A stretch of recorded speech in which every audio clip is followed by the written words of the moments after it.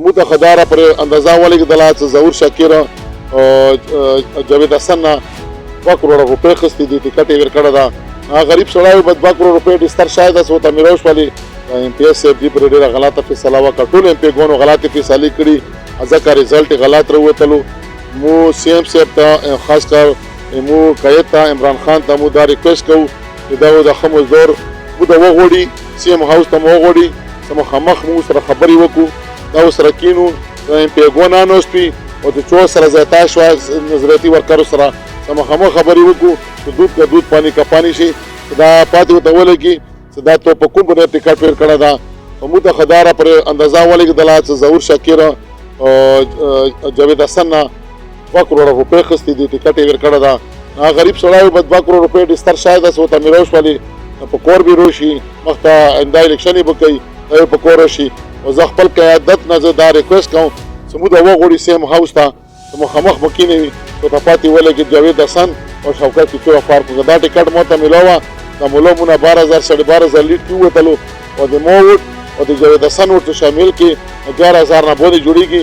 بیا مو سره ټکټ و انشاءالله د مو 20,000 نه باندې لیډ سره دا ویلو د مولا ته مو شکست ورکولو. بدقسمتۍ سره ظهور ډېره غلطه فیصله وکړله او سی ایم صاحب خپل اعتماد وکړو. د اعتماد دې ته کون په نه وکړ چې کله دې ته 3 نامې وراغللې په کوره دې مو هلته غوښتي وه دې مو انټرویو کړې وه دې ته به دې ښه بات پهچان شوه چې اهل چوک ته هغه مطابق به میرټ باندې به ټکټ ورکړه.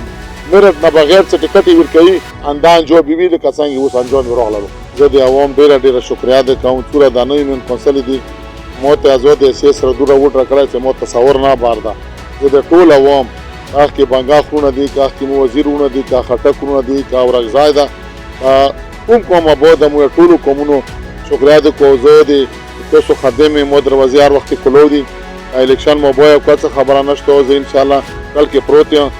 مو ټلیفون نمبر زه تاسو ته ښایم. مو ټلیفون نمبر به تاسو ته جواب وي هر ټایم که نادرا کې مسله وي که پولیس کې وي عدالت کې وي که نورې څه مسلې وي انشاءالله د تل سټي اوسېدونکی یم. زه به تاسو خدمات کوم.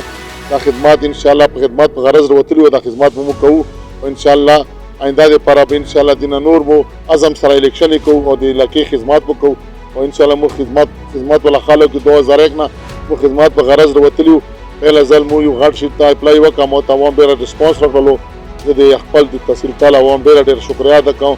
پی ټي آی مو خپله پټي ده انشاءالله مو نظریاتي ورکر یو. پی ټي آی بلکل مو نه پرېږدوای شو نه پرېږدونې سوچ کوای شو دا څوک چې پټي پر دې کوي هغو د پرالیر کولو مو په خپلې پټۍ کې وو اندا خدمات وکړو. د خان صاحب جنډا به مو چګوو او اوچته به ساتو انشاءالله.